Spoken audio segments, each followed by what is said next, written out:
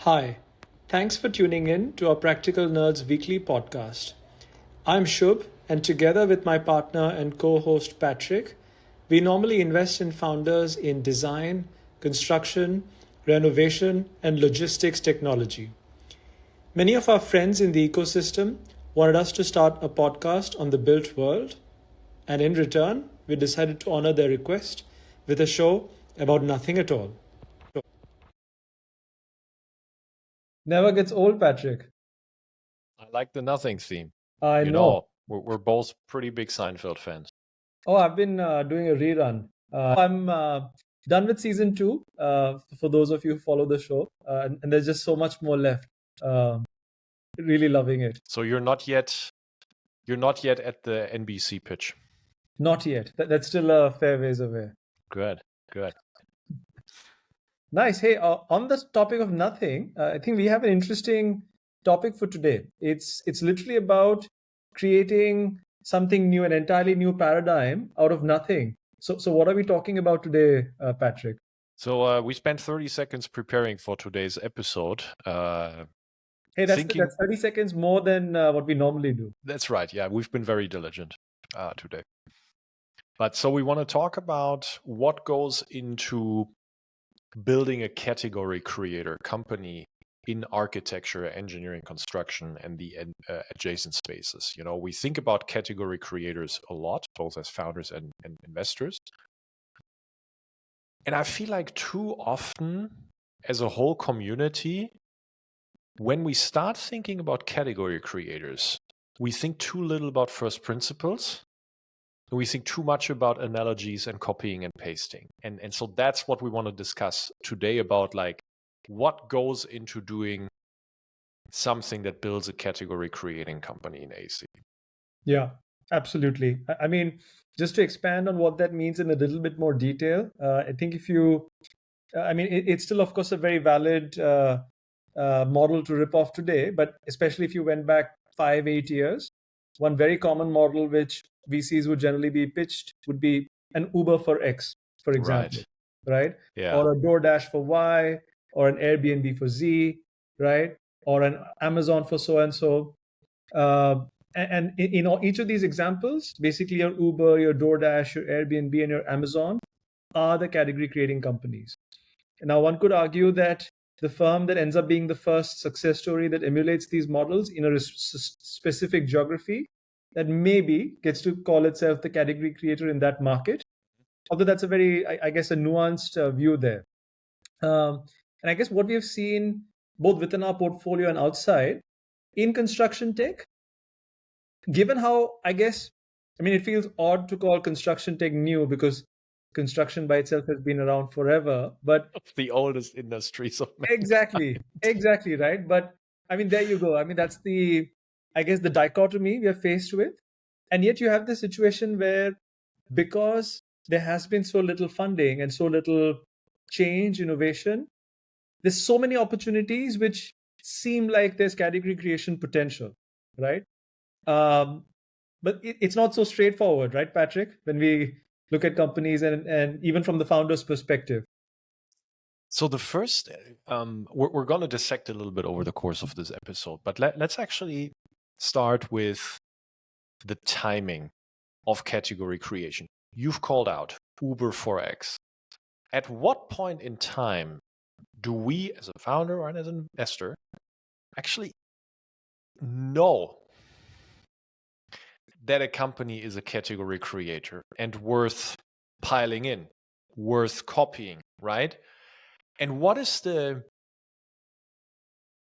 objective or semi-objective criterion we apply to knowing or being certain, let's say, that something is a category creator? So here's the problem. Exactly around that timing, you know, of whatever, 2016 to 2022, is too often have we as a community judged whether something is a category creator not by its business. Mm-hmm. We have judged it by its fundraising. And so then all of a sudden, and these are things that happened every day in my WhatsApp in 2020, 2021. One VC reads a funding news, writes to the other, have you seen something like this in my market? Yes. Market being a geography, but also market being verticals or Yes. within vertical segments. Example, right? Oh, quick commerce companies have raised 1.5 billion in 9 months. These things happen. Just Yeah. to jog everyone's memory. These things happened. And then my WhatsApp gets lit up. Hey, what quick commerce company for construction sites do you know in the US? Yes. This happened.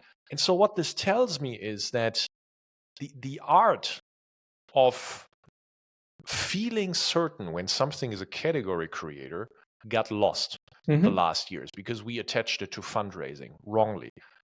Before I hand it back to you, Shub, what we actually figured out in Fundamental over time is not to attach fundraising success to the success of a company, especially when it comes to, models that could work in another geography, for Yeah. example, or transferable learnings. Fundraising success has nothing to do with that. It has everything to do with the customer feedback. And ideally, the customer feedback is expressed through numbers. Isn't Yes. that right, Shub? Oh, 100%. 100%. In fact, if our own experiences evaluating firms in our portfolio and even otherwise, including firms which I think have now graduated to the point where I think they're worthy of being called category creators, if anything, they never appear like hot spaces or hot companies in the early stages. There's always so much learning, getting used to the market, getting used to that specific approach, getting used to that particular founder's style of working with that sort of model, where it looks very risky. It doesn't appear remotely like a VC favorite theme to back, right? As because, and I guess in some ways it is counterintuitive, but in many other ways, it's also how life is, I suppose. If everything was a category creator, then I guess everything would be a super hit. Unfortunately, it doesn't work that way. And that's why it is so hard, right? I mean, we have referenced Inframarket a few times in our episodes. We have referenced our friends at Snapshoot and Speckle a few times on this episode. And I think each of these firms has a very legitimate claim to being called a category creator. And we've had the good fortune of looking at these firms at very early stages.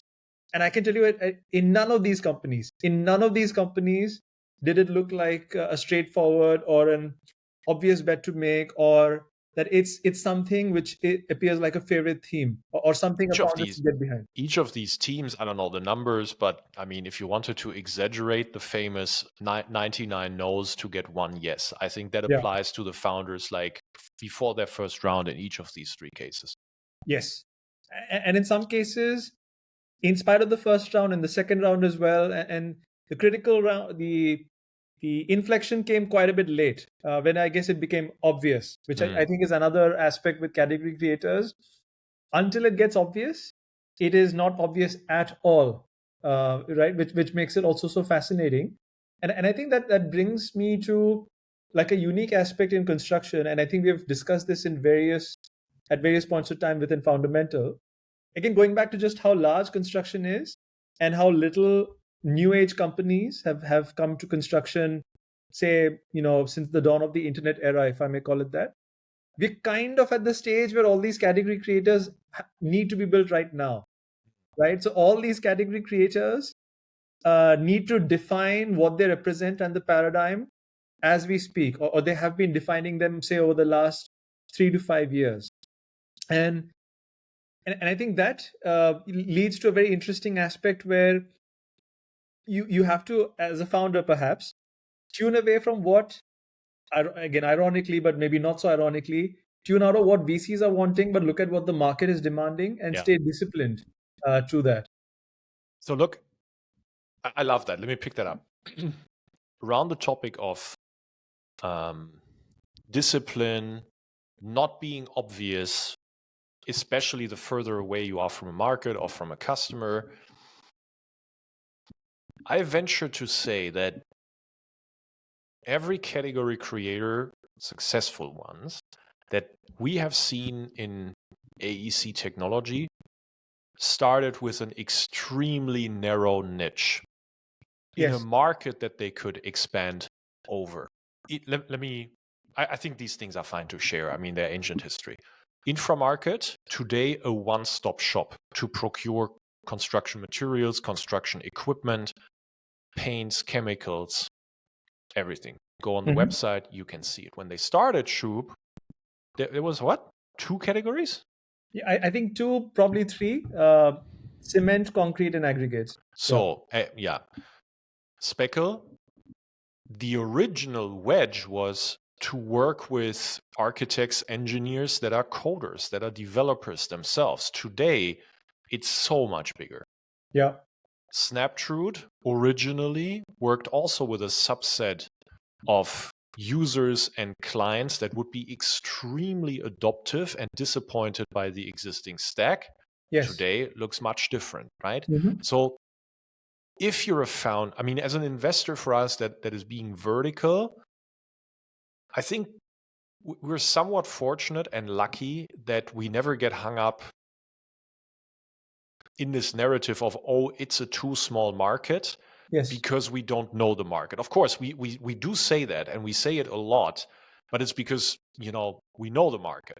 Mhm. Whereas if you're sort of looking at this market once a year and then you look at, 299 other markets the rest of the year, when you pass on these small niches, it's because of a lack of knowledge of Mhm. that market. And you can't really judge and assess whether from that wedge you can address a very large audience. For the founders, that's the key question, in my opinion.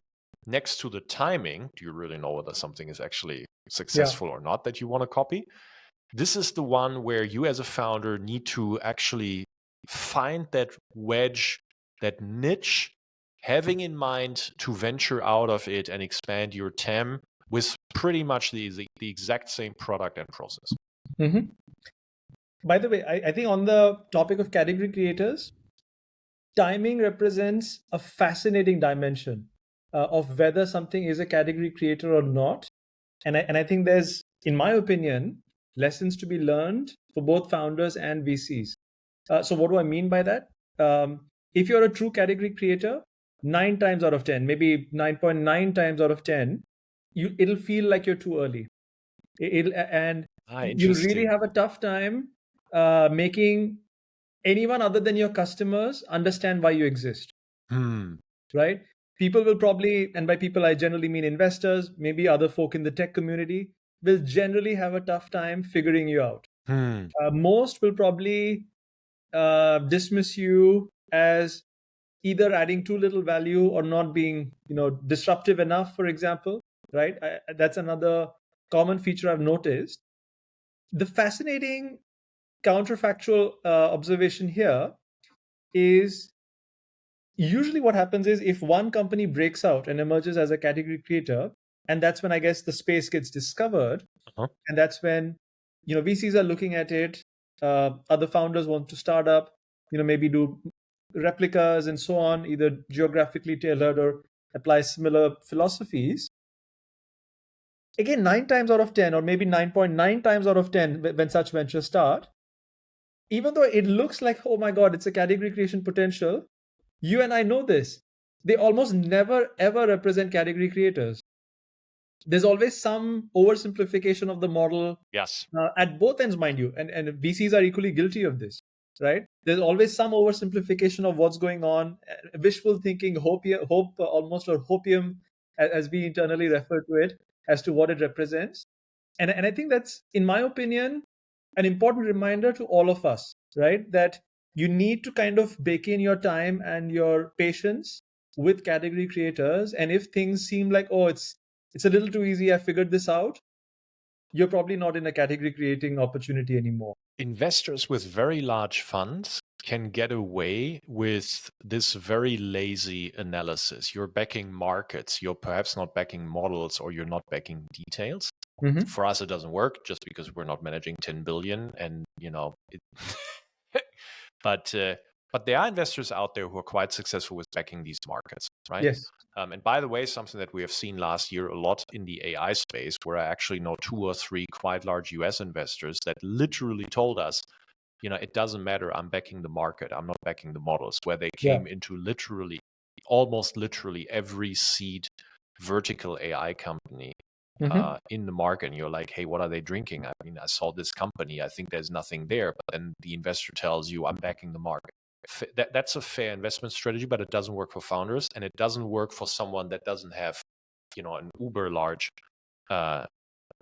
fund. And so for the Yes. founder, because there's always only plan A, you need to diligence on the details. If you Mhm. get caught up in a high level narrative of, oh, quick commerce got a lot of funding, ergo I should look into founding quickly a quick commerce company for construction in the US. Well, that's not the level of detail that you need to be, because the US, first of all, you don't even know whether quick commerce is really a successful category creating Yes. topic. That level of detail is missing. And then if it was, let's say you wanted to build an infra market for the US, which, trust me, we have evaluated those companies. There are elements there on the detailed nuanced level that will be different. Businesses are about details. That's Yes. very important to understand. And for founders, that's key. Let's use an example. In infra market, one of the key ingredients that has to be in place for the exact same model to work is an manufacturing base that is undiscovered, underbranded, and underutilized. If you don't have that, but you think you can just copy and paste the model, you might not build the manufacturing supply in the same way, and then your business works different. I mean, Patrick, how many times has it happened that I think in almost every geography that we cover, um, there's been some opportunity pitched to us claiming that this is the infra market of that geography or this Every. category. I I think think I've only every, not seen Greenland. right? Every geography we have seen it. And to date, I can say this confidently, and if any of you are watching this, frankly, the degree of oversimplification, it's it's disappointing. Let me put it that way. In the sense, the level of oversimplification clearly shows that the details are missing, and you have not perhaps appreciated what goes into a true category creator. Yeah. And I think even in a recent discussion, we observed that hey, even after all these attempts, we've still not found a second infra market or an infra market for X or whatever. Not to the. Yeah. I mean, there are interpretations that in and of itself could become one or Yes. two in my mind that could become actually category creators themselves. Give it more time, we'll find it out. But they only have like perhaps half the ingredients. Yes. And then they have redefined other half of ingredients because they worked on the details for their specific market. But the founders that don't and the investors that don't, they get lazy about those details. They get caught up in. So, for example, Build Technologies in the Hmm. US, right? A company that is very well funded. I have no insight into Build Technologies. Chase Gilbert is an angel in companies of ours, but I have no insight in Build Technologies. So I will not comment the business. But I have been in the situation where within my market, Europe, I have had founder teams pitch me, we're the Build Technologies of Europe. None of them exist anymore. Hmm. Yeah. And so in theory, right? So for the founders who are listening to this, they're like, hey, you know what? I want to be a category creator, or I want to emulate a category creator to be like a, let's call it a category creator generation two of my own, right? What advice would you give them? Like, how should they go about doing this? I mean, start with first principles. Don't worry about, copying, pasting. Start with first principles. I think that's the most important one. And be absolutely insanely obsessed over instant value and product. If you in a narrow market, I wouldn't worry about the narrow market if you have a plan how to get out of it and how your product and process that you are building over time. If you're very, very clear how that will be quite repeatable, start in a narrow market, be obsessed about instant outcomes, and be obsessed about um, product excellence. And then to your point, final point on my end, the scrappiness, because you might actually take 4 or 5 years. I know that, I mean, that's not something that most founders want to hear, and Yeah. VCs also not, which is why they might come in a little bit later. But actually, you're right. If you look at a lot of category creating companies in the first 3 or 4 years, they might actually look like failures. Yes. Yeah. I mean, what I would, I agree with all the points you said. I think what I would add to that is if you as a founder have a unique insight on how you will manage to either deliver value or serve the customers that you think you have some sort of knowledge about, or some sort of unfair access to, or some sort of unfair advantage to get to them. And if you have an understanding of how value can be delivered to them in through a method that you know, and that method may be, or the way of administering that value, even if it seems unusual and not the industry standard, go for it. Yeah. I think that is what we've seen being a signature of category creators, where value is delivered in a unfamiliar way, if Right. I could say that, right? And eventually that unfamiliar method becomes the new standard, I right? So don't have be afraid of going with unfamiliar methods. actually two I don't know if I can call it archetypes just yet, but two types of category creators and where they break popular VC or founder narratives. Perhaps this helps. So the first one is a common wisdom that gets thrown around a lot and that I think is absolutely terrible advice is, oh, don't monetize services. You need some kind of recurring model. Check your cohorts. What is your NDR, Yeah. net dollar retention, etc. Terrible advice. Actually, we've seen category creators. Inframarket comes to mind, and I think Enter, the German company, has a very good chance at being a category creator right now. Yeah. Both started being net profitable through the monetization of services, through which they mastered processes, through which they then built software products. So this so-called wisdom of don't go after services, I think is very misleading and actually can be a legit path to building a category creating business. Why? Because you make your customers finance your product R&D. You make your customers finance your CAC, right? Yeah. And so you buy yourself these 3, 4, 5 years of unfair insight and differentiation that you need in order to go hockey stick from there. So that's perhaps one. And the other one is, again, common wisdom. Everything is about ARR, etc. But if you have an extremely differentiated product, multiplayer product, data infrastructure product with a very high minimum feature set, you should be obsessed not about ARR in the early years necessarily, especially if you're an AEC. I'm speaking about AEC now. Sure. But you should be obsessed about the mission criticality per user. Don't show me the MAU. Don't measure yourself by signups or even activations in those days before ARR. Just get obsessed, even if you have 20 users or 50 users.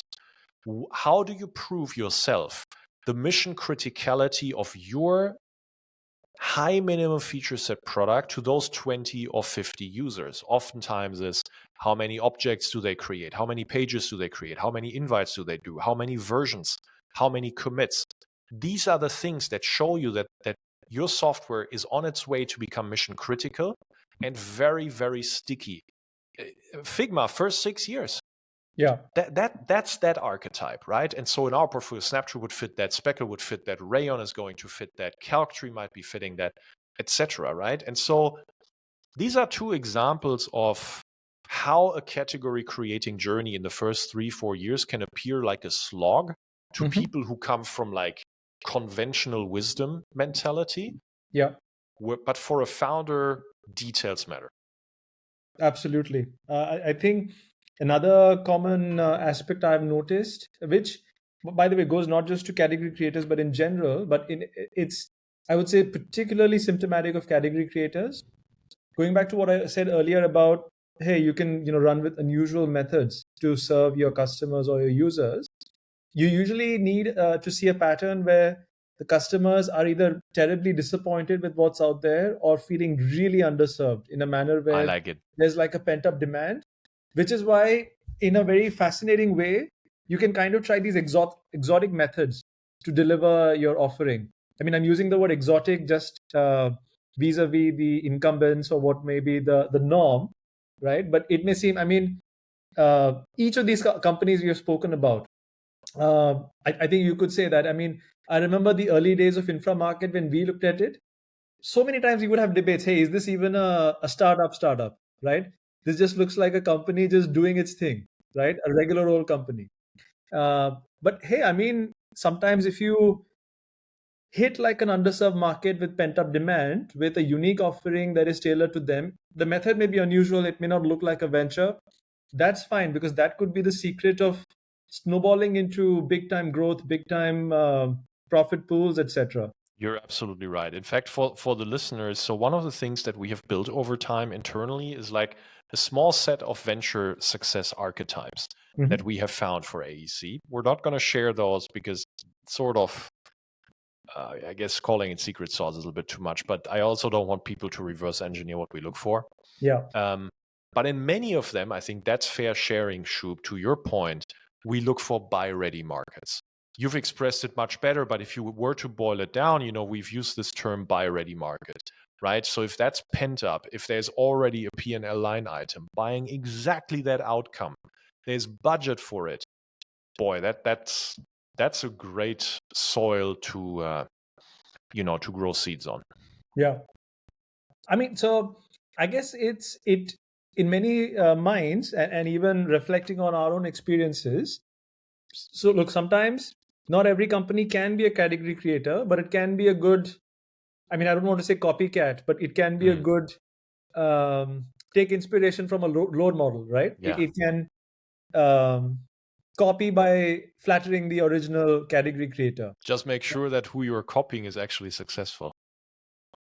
I'm glad you jumped straight into it. So I was going to ask, what are some do's and don'ts in that process? Well, first of all, we already mentioned it. Don't judge by fundraising. If that's if you're interested in a specific model, try to gain some insight via the founders, some other operators in that business. Customers are a great source of insight, and you can also talk to shareholders to the degree that they will disclose things. Oftentimes they wouldn't, but don't judge by fundraising numbers. It can be extremely misleading. And I think the second one we talked about today is go into the nuances of the markets, compare them. What is different about the markets? Because the moment you find even one aspect that matters to this model that is different, you will probably have to do a different recombination of factors in this business's model that you want to copy. Yeah. I mean, we've mentioned quick commerce here. I remember maybe 2 years ago or so, there used to be companies which used to come to us to position themselves as. Can we take up the name of the firm, Patrick, the one in Canada, the quick commerce one? Yeah, I think it's bankrupt. I think we're safe. Yeah. Okay. So for example, some firms would position themselves as Renault Run for X. Yeah. Right. Keep in mind, if you do that, what happens if the firm you're copying, in this case Renault Run, goes under? Right. We've also seen firms position themselves as Thrasio of Y, for example. Yeah. Right. For those of you who are not familiar, Thrasio is like the original poster child. Some may even call it category creator, but hey, wait for it. Yeah. So the original firm, which kind of does a roll-up play, as in acquires e-commerce brands, Yep. sellers, etc., to sell on Amazon and other marketplaces In a low interest rate environment. Yes, exactly. So it's clear. I mean, I guess you could call it an arbitrage play, but it's debatable if there was any arbitrage. Hey, sorry, but this triggers it. Buy now, pay later in B2B. Yes. Oh my God. How many people have chased that? How many copycats have gotten built in 2020, 21? Yes. We haven't backed one of them. Yeah. We didn't get it. That's true. Yeah. Yeah. I mean, I was going to say, so if you're saying you're Thrasio of X or Thrasio for construction, for example, what happens if there's no Thrasio? Right. Yeah. So keep in mind, it's the market you're chasing, the model you're chasing, still eventually needs to stand on its own. If you're emulating something, you still have to have at least some of the aspects of a category creator. If the role model you're looking out for is aiming for is not really alive anymore, in the worst Exactly case. right.